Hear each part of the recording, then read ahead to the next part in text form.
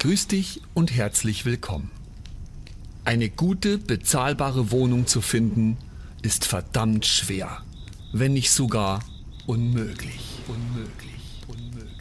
Mit diesem Glaubenssatz wurde ich konfrontiert, als ich vor etwa 7 Jahren aufgrund der Trennung von meiner Frau eine Wohnung suchte.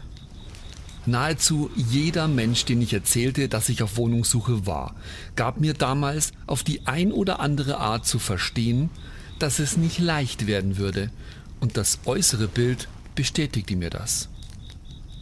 Ich muss ergänzend dazu sagen, dass ich in München wohne und es zu dieser Zeit wirklich nicht viele Angebote zu freien Wohnungen gab. Besonders Ein- oder Zweizimmerwohnungen waren sehr rar, zumindest auf den üblichen Immobilienportalen im Internet und bei den Zeitungsanzeigen. Selten wurde eine für mich passende Wohnung angeboten. Meine Hauptkriterien waren erstens natürlich der Preis, also eine für mich bezahlbare Miete, dann zweitens, dass ich mich sowohl in der Wohnung als auch in der Umgebung wirklich wohlfühlte und drittens, dass sie nicht allzu weit weg von meiner bisherigen Wohnung lag, da meine Tochter bei der Mama blieb und ich sie natürlich regelmäßig sehen wollte. Ich war damals noch relativ am Anfang meiner spirituellen Reise und besuchte regelmäßig Seminare, um an mir und an meinen Themen zu arbeiten. Ich wusste aber bereits, dass ich mein Leben durch meine Gedanken und Gefühle beeinflussen konnte und hatte auch schon die ersten kleineren Erfolge. Ich experimentierte regelrecht, um es mir immer wieder aufs Neue zu beweisen, dass eine bewusste Lenkung tatsächlich funktioniert. Leider wurde ich damals noch sehr häufig vom äußerlichen Geschehen abgelenkt, sodass ich nicht immer an die Möglichkeit dachte, im Vorfeld bereits mit einer Lenkung einzugreifen. So stöberte ich also die Online-Portale durch, fragte Freunde, Bekannte und Arbeitskollegen und hatte dann auch mal ein paar Treffer und ging auf zahlreiche Wohnungsbesichtigungen. Die Besichtigungen waren jedes Mal ziemlich ernüchternd für mich. Ich stand oft mit 10 bis 20 Leuten vor der Tür, bis der Vermieter oder Makler kam und die Wohnung aufsperrte. Dann wälzten sich alle durch die Räume, die manchmal ganz nett waren, manchmal aber so derart schmutzig und heruntergekommen, dass ich es nicht verstand, wie man sowas auch noch besichtigen ließ. Aber der Wohnungsmarkt in München war tatsächlich so krass, dass sich die Menschen um solche, entschuldige bitte den Ausdruck, Dreckslöcher fast prügelten und jeden noch so überteuerten Mietpreis dafür in Kauf nahmen. Für mich kam das aber definitiv nicht in Frage. Ich hatte eine klare Vorstellung und von der wich ich auch nicht ab. Als ich nach 4-monatiger erfolgloser Suche wieder einmal von so einem Besichtigungsdesaster kam, war ich total niedergeschlagen. Bei allem positiven Denken zeigte sich mir dennoch, dass alle wohl recht hatten. Es war für mich bisher nahezu unmöglich, eine passende Wohnung zu finden. Und erst in diesem Moment, wo ich total frustriert war und wütend, fiel mir endlich ein, dass ich mir doch mal eine schöne Wohnung visualisieren könnte. Und so setzte ich mich hin, schloss die Augen und visualisierte, so gut ich konnte, meine Traumwohnung. Bildlich hatte ich hier eigentlich gar keine konkrete Vorstellung. Daher konzentrierte ich mich stärker auf mein Gefühl und auf die Punkte, die ich gerne erfüllt haben wollte. Ich wollte Platz haben, da ich derzeit ziemlich beengt wohnte. Also erzeugte ich in mir ein Gefühl von Raum und Weite, denn ich wollte mich wohlfühlen. Ich stellte mir deshalb vor, dass die Wohnung irgendwo am Rand von München liegt, wo viele Wiesen und Felder drumherum sind. Keine Hochhäuser. Einfach Weite, Stille und nette Menschen in der Umgebung. Ich fühlte mich total dort hinein und schickte dann diese Vorstellung als eine Art Bestellung ins Universum. Ab diesem Moment vertraute ich darauf, dass die richtige Wohnung zur richtigen Zeit zu mir kommen würde. Es dauerte nicht lange, da wurde auf einem Online-Portal eine wirklich traumhafte Wohnung angeboten. 2 Zimmer in einem Vorort von München, nur 3 Kilometer von meiner bisherigen Wohnung entfernt. nahezu perfekt. Da ich die Bilder von der Wohnung im Internet gesehen hatte, konnte ich zu meiner bisherigen Visualisierung jetzt auch noch tolle Bilder hinzufügen. Kurz vor dem Besichtigungstermin visualisierte ich mir dann auch noch eine tolle Besichtigung und dass alles perfekt ablief und ich den Zuschlag für diese Wohnung erhielt. Ich fühlte die Freude meiner neuen Wohnung in mir und fuhr ganz beseelt zur Besichtigung. Es war eine Einzelbesichtigung und der Vermieter und seine Frau zeigten mir in aller Ruhe alle Zimmer. Die beiden waren ganz sympathische Menschen und nach der Besichtigung hatte ich ein absolut euphorisches Gefühl. Ja, das war sie, meine Wohnung. Jetzt brauchte ich nur noch warten, bis der Anruf mit der Zusage kam. Es verging eine Woche, dann 2, dann 3. Meine anfängliche Euphorie wurde mit jeder Woche kleiner und meine innere Anspannung dafür immer größer. Warum melden die sich nicht? Hatten die so viele Besichtigungen? Als ich die Spannung nicht mehr aushielt, rief ich dort an und fragte nach. Ich hörte eine etwas genervte männliche Stimme am Telefon, die mir antwortete: Tut uns leid, aber wir haben die Wohnung bereits vor 2 Wochen an jemand anderen vergeben. Dann legte er wieder auf. Wie? Moment mal, dachte ich mir. Das kann nicht sein. Ich habe es doch visualisiert. Die Besichtigung war doch super. Ich habe regelrecht gefühlt, dass hier alles passt. Alles war so stimmig. Wieso hat das nicht geklappt? Und dann kam er kurz, der Zweifel, der mir sagen wollte: Siehste, es klappt doch nicht mit dem Visualisieren. Doch sofort darauf hörte ich auch die Worte des Seminarleiters in mir, der mir beim letzten Seminar sagte: Glaub mir, es klappt immer. Wenn etwas nicht funktioniert, liegt es immer an dir. Deshalb sei nicht frustriert, sondern finde die Ursache in dir und löse sie auf. Das musste es wohl sein. Das konnte es auch nur sein. Irgendetwas in mir verhinderte, dass sich meine Lenkung manifestieren konnte. Alles war augenscheinlich perfekt, aber trotzdem blockierte mich etwas. Ich hatte nur absolut keine Ahnung, was es war. Also bat ich das Universum und die geistige Welt um Hilfe. Bitte, helft mir. Was blockiert mich? Und was hindert mich daran, dass ich zu einer Wohnung komme? 2 Wochen später besuchte ich wieder ein Wochenendseminar. In einer Pause unterhielt ich mich mit einer anderen Seminarteilnehmerin und erzählte ihr ein bisschen von meiner Situation. Also die Trennung von meiner Noch-Ehefrau und meiner vergeblichen Wohnungssuche. Da ich anscheinend öfter das Wort Noch-Ehefrau sagte, fragte sie mich, warum ich sie so nannte. Ich antwortete, dass sie ja noch meine Ehefrau ist. Ich bin ja noch nicht geschieden. Sie antwortete mir darauf, dass es doch keinen Unterschied mache, ob ich verheiratet bin oder nicht. Wenn du dich von ihr getrennt hast, ist sie deine Ex-Frau. Und dann stellte sie mir noch eine ganz entscheidende Frage. Sag mal, kann es sein, dass du dich innerlich noch gar nicht von ihr getrennt hast?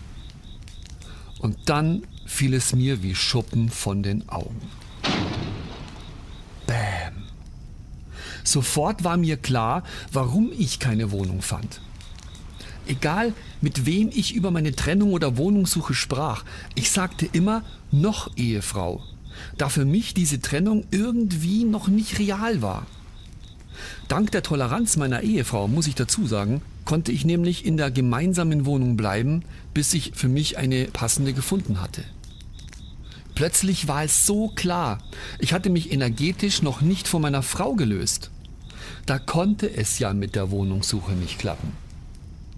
Als mir dies nun bewusst war, änderte ich sofort meine innere Einstellung und sagte zu mir selbst: Ich habe mich getrennt und deshalb ist sie ab sofort meine Ex-Frau. Punkt.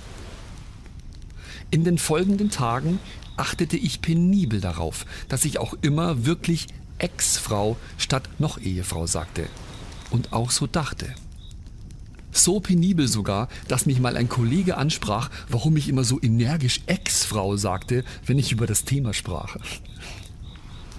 2 Wochen später wurde dann auf einem Online-Portal eine Wohnung angeboten, die mir echt die Sprache verschlag. 55 Quadratmeter Dachgeschosswohnung mit Galerie. Deckenhöhe 4,20 Meter, 2 Dachfenster, ein Balkon, neu renoviert, am östlichen Rand von München und ein Preis, der einfach nicht stimmen konnte. So günstig, dass es nur ein Fake sein kann. Dennoch war ich so fasziniert von dieser Wohnung, dass ich trotzdem eine Anfrage abschickte. Tags darauf hatte ich dann eine Besichtigung bei einer anderen Wohnung in Ottobrunn, einem Vorort südlich von München. Die Wohnung war sehr schön, allerdings war sie direkt im Zentrum und der Keller war nicht im Haus, sondern im Nebenhaus. Alles in allem war sie aber ganz passabel und so sagte ich, dass ich auf jeden Fall weiterhin interessiert sei. 2 Tage später wurde ich dann zur Besichtigung von der Traumwohnung eingeladen. Die Umgebung war der absolute Hammer. Es sah dort echt aus wie auf einem Bauernhof und die Wohnung war gigantisch. Man kam durch einen Flur ins Wohnzimmer und dort öffnete sich der riesige Raum mit der hohen Decke. Auf der rechten Seite eine geräumige Küche und im hinteren Teil des Raumes die Galerie, wo man über eine Holztreppe nach oben gehen konnte. Dort hatte der Vormieter sein Bett stehen. Auch das Bad war blitzeblank. Neue Fliesen, hell, freundlich, einfach traumhaft. Ich war total begeistert und fragte die Maklerin nach dem Mietpreis, in der Erwartung, dass sie mir jetzt den wahren Preis nannte und ich dann wahrscheinlich frustriert wieder nach Hause fahren würde. Doch dem war nicht so. Der Mietpreis war tatsächlich so niedrig wie online angegeben. Sie sagte, dass der Vermieter weiß, dass es sehr günstig ist und dass er problemlos 300 € mehr verlangen könnte. Er ist aber daran interessiert, die Wohnung längerfristig zu vermieten. Deshalb hat er sich bewusst für einen niedrigeren Preis entschieden. Ich sagte der Maklerin, dass es für mich der absolute Traum wäre, wenn ich diese Wohnung bekommen würde. Sie sagte zu mir, dass sie für mich ein gutes Wort einlegt, die letztliche Entscheidung über die Vergabe aber der Eigentümer der Wohnung haben würde. Die nächsten Tage waren harte Arbeit. Mit harter Arbeit meine ich die innere Arbeit an mir. Es galt nämlich jetzt, jeglichen Zweifel fernzuhalten und auf gar keinen Fall in die Angst zu kommen, dass ich diese Wohnung vielleicht nicht bekommen würde. Also tat ich alles, um mich innerlich zu beruhigen. Ich suchte zum Beispiel online schon mal Möbel aus für meine neue Wohnung und speicherte mir die Links, damit ich sie später gleich ohne langes Suchen bestellen konnte. Als ich dann am Wochenende mit meiner Ex-Frau und meiner Tochter im Freibad war, legte ich mich nach einem ausgiebigen Badespaß mit meiner Tochter auf mein Handtuch, schloss die Augen und hörte über meinen MP3-Player Musik. Ich stellte mir vor, wie ich in meiner traumhaften Galeriewohnung eine Party feierte und dort zu dieser Musik mit meinen Gästen tanzte. Das war so ein schönes, euphorisches Gefühl, dass jeglicher Zweifel, der kurz zuvor wieder langsam hervorkam, verflog. Ich war so tief in dieser Visualisierung, dass ich ganz erstaunt war, dass 1,5 Stunden vergangen waren, als ich mal wieder auf die Uhr sah. Am nächsten Tag klingelte mein Handy und die Vermieterin der Wohnung aus Ottobrunn war dran. Sie teilte mir freudestrahlend mit, dass ich den Zuschlag habe. In diesem Moment hätte ich mich eigentlich freuen müssen. 7 Monate musste ich auf diese Worte warten und trotzdem spürte ich gerade ein Gefühl von Enge in meiner Brust. Alles zog sich zusammen und sagte Nein. Aber das konnte ich doch jetzt nicht machen. Ich hatte endlich eine Zusage, endlich ein Ticket, um aus der Wohnung meiner Ex-Frau auszuziehen. Und so spielte ich der Vermieterin etwas Freude vor. Ja, schön. Kann ich Sie vielleicht später nochmal anrufen? Gerade ist es ein bisschen ungünstig. Ich melde mich nochmal, ja? Vielen Dank. Dann legte ich wieder auf. Mir wurde nämlich bewusst, dass wenn ich diese Wohnung jetzt nehmen würde, die Traumwohnung für mich endgültig verloren wäre. Ich wusste zwar nicht, ob ich sie überhaupt bekommen würde, aber selbst wenn ich nur den Hauch einer Chance hätte, könnte ich es mir nie verzeihen, wenn ich diese Chance jetzt aufgeben würde. Sofort meldete sich meine Ego-Stimme und schimpfte regelrecht mit mir. Sag mal, bist du bescheuert? Du willst doch nicht ernsthaft diese Zusage wieder ablehnen. 7 Monate hast du darauf gewartet und jetzt schmeißt du alles wieder hin? Wegen einem Luftschloss? Genau das, sagte ich innerlich zu meinem Ego und nahm mein Handy wieder in die Hand. Kennst du das, wenn du mit deinem Finger auf die Anruftaste drücken willst, aber dein Verstand dich mit einem lauten Nein, nein, tu's nicht, auf keinen Fall daran hindern will? Ich habe mir aber geschworen, immer auf mein Gefühl zu hören und nicht auf meinen Verstand. Außerdem wollte ich auch immer die Wahrheit sagen und nicht irgendwelche Storys erfinden. Also drückte ich auf die Anruftaste, rief die Vermieterin an und sagte ihr die volle Wahrheit. Ich sagte ihr, dass ich die Chance auf eine absolute Traumwohnung hätte, aber erst in 2 bis 3 Tagen die Entscheidung erfahren würde. Ich könne diese Chance einfach nicht aufgeben. Und wenn sie die Wohnung jetzt jemandem anderes geben würde, würde ich das verstehen. Weißt du, was sie mir antwortete? Sie sagte: Danke für Ihre Ehrlichkeit. Ach, wissen Sie was? Rufen Sie mich einfach an, sobald die Entscheidung gefallen ist. Ich reserviere Ihnen die Wohnung so lange. Ich konnte es gar nicht glauben. Aber sie gab mir tatsächlich die Zeit, die Entscheidung des anderen Angebots abzuwarten. Boah, also, dass sowas passieren würde, hätte ich definitiv niemals im Traum gedacht. 2 Tage später ging ich nachmittags nach der Arbeit zum Bummeln in einen Elektronikmarkt. Ich suchte nach einer passenden HiFi-Anlage für meine Galeriewohnung und stand gerade vor 2 riesigen Boxen, die perfekt in diesen großen Raum passen würden. Ich stellte mir gerade vor, wo ich sie denn so am besten platzieren könnte, als plötzlich mein Handy klingelte. Die Maklerin von der Traumwohnung war dran und sagte mir: Tut mir leid, dass es etwas länger gedauert hat. Wir hatten sehr viele Interessenten. Ich wollte Ihnen nur sagen, Sie haben die Wohnung. Herzlichen Glückwunsch. In diesem Moment sahen die Menschen in dem Elektronikmarkt einen ziemlich verrückten Mann wild schreiend vor Glück durch die Gänge hüpfen.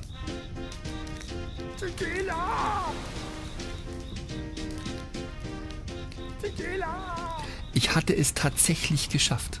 Ich durfte in die krasseste Wohnung, die ich kannte, einziehen.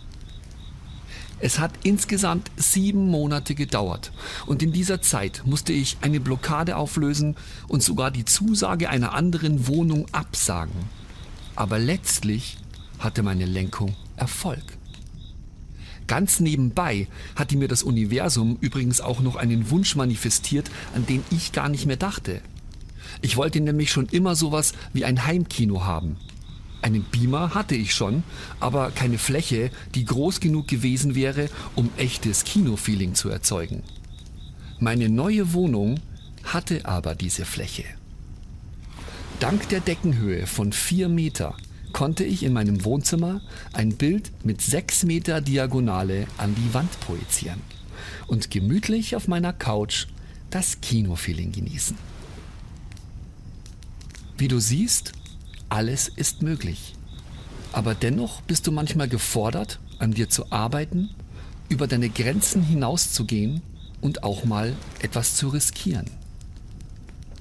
Bleib immer ehrlich und authentisch. Hör auf dein Gefühl und handle auch danach. Dann wird sich auch deine Lenkung zur richtigen Zeit am richtigen Ort erfolgreich manifestieren.